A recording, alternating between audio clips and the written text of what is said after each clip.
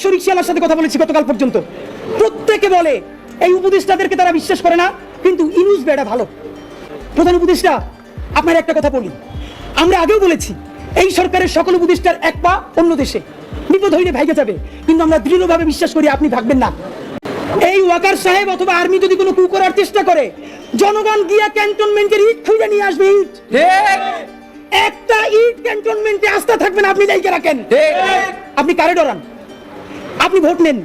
Minimum 100 রিকশাওয়ালার সাথে কথা বলেছি গতকাল পর্যন্ত, প্রত্যেকে বলে এই উপদেষ্টাদেরকে তারা বিশ্বাস করে না, কিন্তু ইনুস বেড়া ভালো। এর মানে সারা বাংলাদেশের জুলাই যোদ্ধারা, জুলাইয়ের পক্ষের শক্তিরা আপনার মুক্ত দেখা এখন পর্যন্ত এই সরকারের একটা হাত ধরে রাখছে।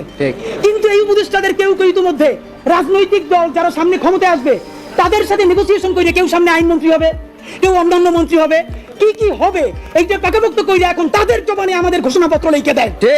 এখন সেই ক্ষমতায় যারা আসবে সেই দলের মুখপাত্র হয়ে তারা এই সরকারের মধ্যে কাজ করে।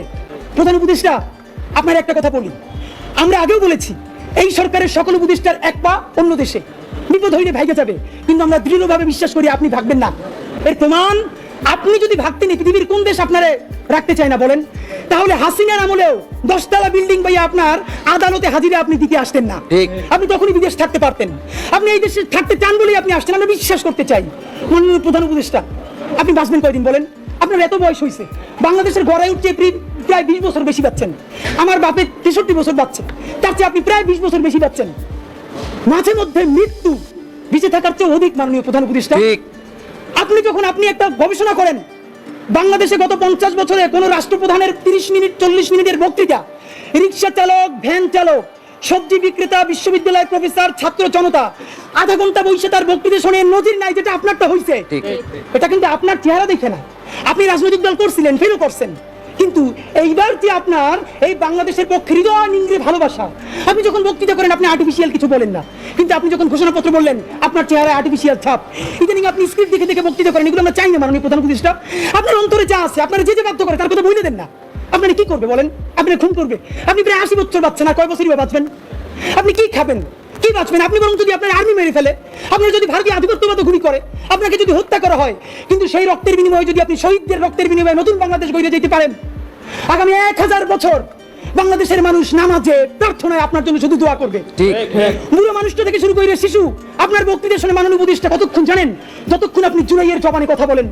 কিন্তু যেই রাজনৈতিক দলের কাছে কোন ধরনের সংস্কার ছাড়া আপনি নির্বাচনের কথা বলতেছেন, আপনি কি কি বলছেন আপনার একটু কইয়া শুনাই।